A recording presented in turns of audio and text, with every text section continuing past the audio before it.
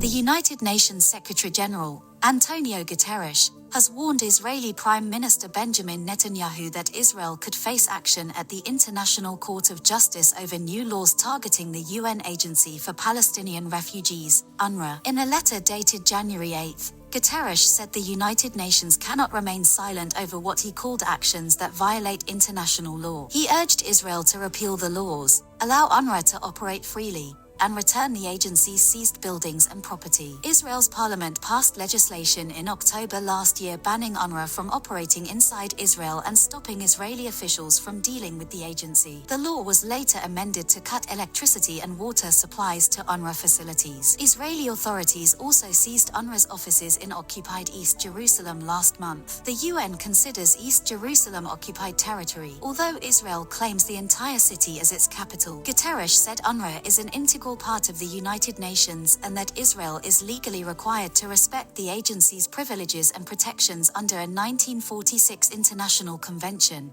which states that UN premises are inviolable. Israel's ambassador to the UN, Danny Danon, rejected the warning, saying on social media that Israel would not be intimidated. He accused UNRWA of links to terrorism and said the Secretary-General was defending a compromised organization.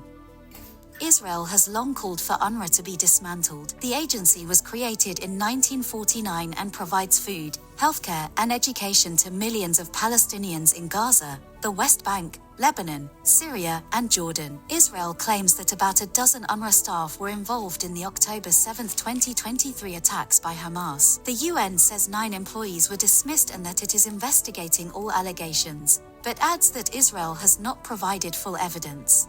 Since Israel launched its military campaign in Gaza, more than 71,000 Palestinians have been killed, according to Gaza's health authorities. A UN report this month said 382 UNI staff have been killed in Gaza so far, the highest number of UN personnel deaths in any conflict since the organization was founded. Senior UN officials and the Security Council describe UNRWA as the backbone of humanitarian aid in Gaza, where millions are facing displacement, hunger, and disease.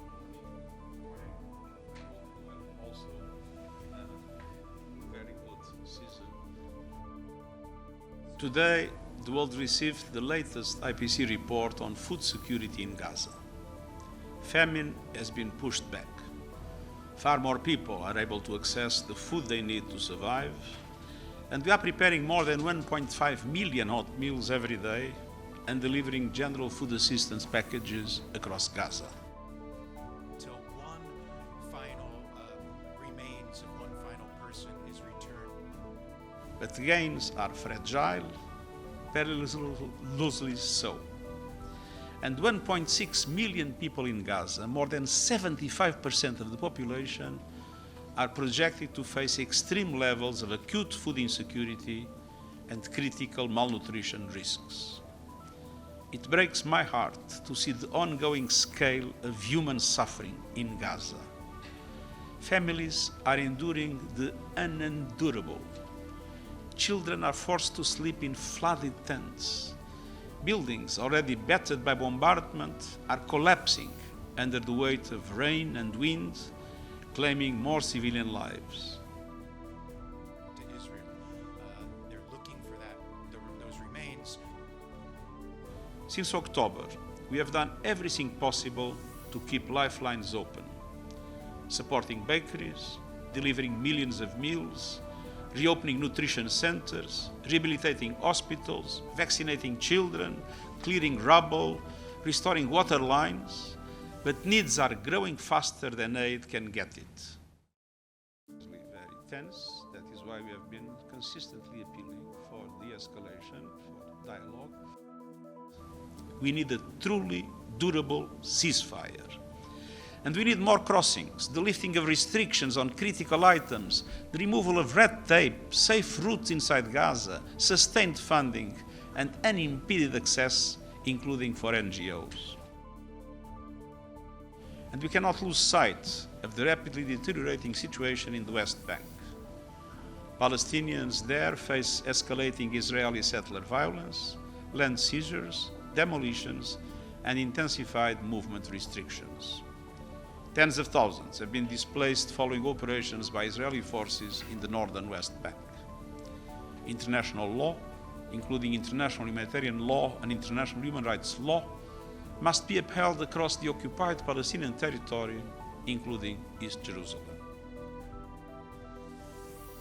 I reiterate my support for UNRWA, which plays an indispensable role in serving the Palestinian people in Gaza and elsewhere in the region. This is a crisis born of human decisions. It can be resolved through human choices if there is the political will to act. The perverse and prolonged suffering must end. Palestinians need a horizon of hope. The ceasefire must be implemented in full. The endless cycle of violence must be broken, and the way must be cleared to an irreversible path to a two-state solution. Thank you.